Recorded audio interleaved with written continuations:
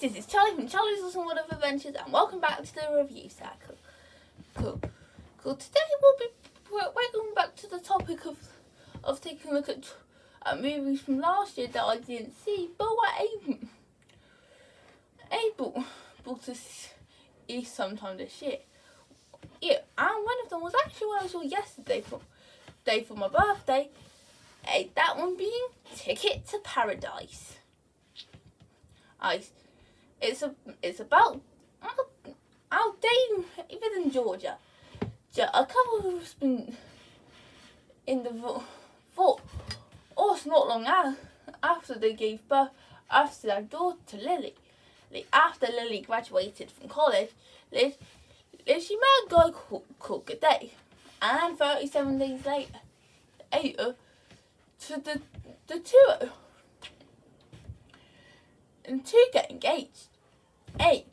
Not wanting her to make the same mistake they did, Georgia and David would have to put their differences aside in order to work together, and stop G'day and Lily from getting married.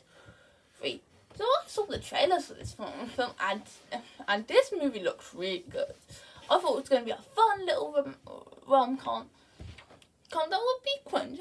And even though I'm not the rom-com guy myself, all the trailers and clips I saw made it look good.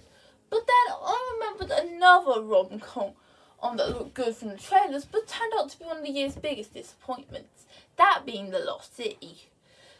So I did go in with an open mind, just in case this movie wasn't as great as before. And unlike The Lost City, this movie wasn't a disappointment. And I really enjoyed it. I'm going to start with the characters, because they're the things that in this movie that I think were developed the best. They each do a good job of adding their bits to the narrative. If I'm working hard with the relationship angle, which I can say right now, is one of the strongest parts of this movie. But what makes these characters strong are the actors, where each one does offer an amazing performance to bring these characters to life. This is especially the case with the leading actors, Julie Roberts as Georgia, and George Clooney as David, who bring life to this divorced couple, pulling away that only they two can. Speaking of which, let's take a look at this divorced couple themselves. On their own, these two aren't the most interesting characters. So you got Georgia,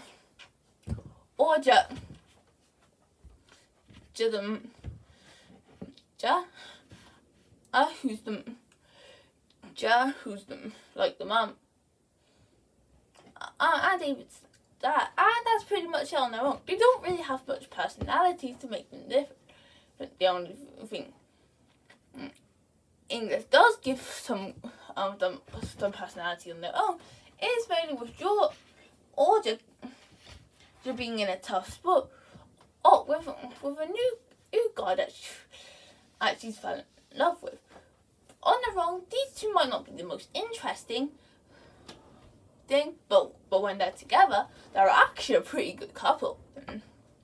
Paul, they're the two, and they're the divorced couple that has to learn to put their differences aside. I'd stop this wedding thing. However, but as the movie would progress, as they would start to grow feelings for each other all over again, and which does make the film quite heartwarming and next there's Lily, David and George's daughter, who's excited about her job as a lawyer. But after being engaged to G'day, she has to be either one in the tough spot between her love and her parents, as they're trying, as of course they are trying to keep her away from G'day. Speaking of G'day, well he can just be seen as the generic Rick love interest. As for Georgia, the two of them do have decent chemistry. Is that I can at least say makes them enjoyable. Oh, next there's the story. Wait. One thing that made me excited to go into this movie was the idea. I mean, this is about a divorced couple who have to put their differences aside to work together to stop their daughter's wedding. Then, how long has it took for a rom-com to do that? And I don't think any other rom-com's done that. I'll say right now, that while it does follow the typical rom-com cliches, like the relationships having their ups and downs, and which can make the film slightly predictable, or there are some things that do make this relationship and the story work really well. One thing is the comedy. As a rom-com, the humour would be a strong part next to the romance angle. And the movie can be quite fun with with acts that can at least give, if the audience some good laughs, or at least a decent chuckle. Cool. Oh, it does a really good job of focusing on the humour part to give the audience a fun time. However, humour isn't the only thing that Ticket to Paradise does as well. On the side of the romance angle, there is an added message for parents of learning to let their child be happy. Where even if the changes that they're going through are scary, what their child wants the most in their changes is to have their parents' support or to help them get through. It's a really strong message that I'm sure a lot of parents will relate to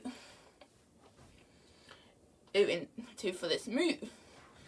It can make them more engaged to find how the relationship between David and Georgia, Jan and Lily will change as the film goes on. There's also something I want to talk about, and that is the subtitles.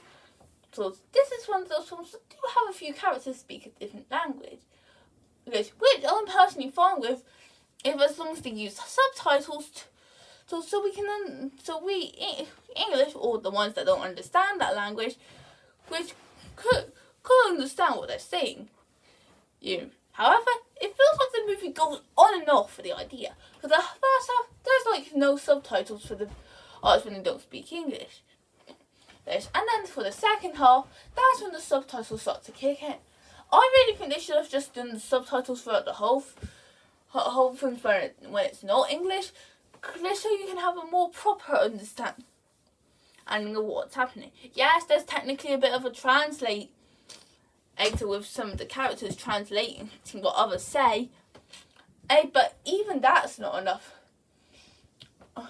enough to solve with some of its issues. But then there were the visuals, and while I wasn't expecting much visually, because this is just a typical rom-com film, the setting is absolutely beautiful. With a movie that takes place on this island, it does a good job of exploring the bigger inhabitants and the entire area, like the little woods and forest nearby, the little beach huts near the sand, for the guests to check in, or the seaweed farm on near G'day's place. It also really captures the feeling of being on this island, and making you feel like you're actually in the place that the characters are at that time. It I'm also, so what are the settings of what made me make this movie officially? I was actually surprised to find that the costumes are pretty good, going for different types of costume designs for each of the characters to wear and during the different situations that they will find themselves in. They are really nice to look at and will add a bit of extra beauty to the film. So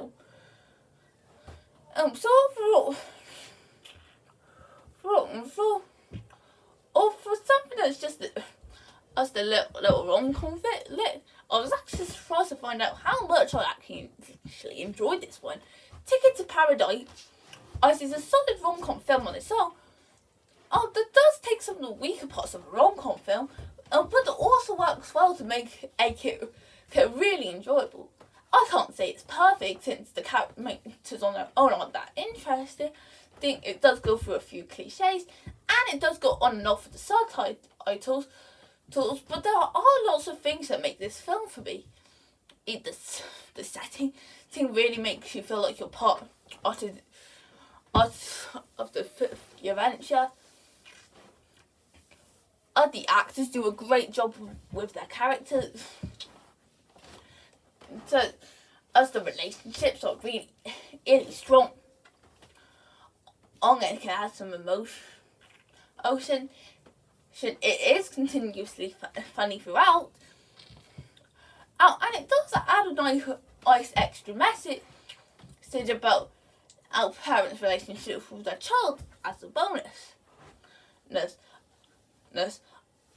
would definitely say that fans of rom-com films would be either ones that will get the most out of it, but I would also recommend this to parents who have kids if are about to get married, so they can have an understanding of what Georgia and David are going through with the situation.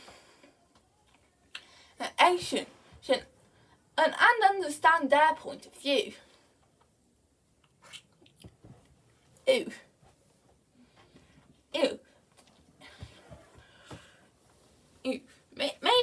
this wasn't the perfect rom-com vacation, but everything that was good about this movie made this film feel like a true paradise.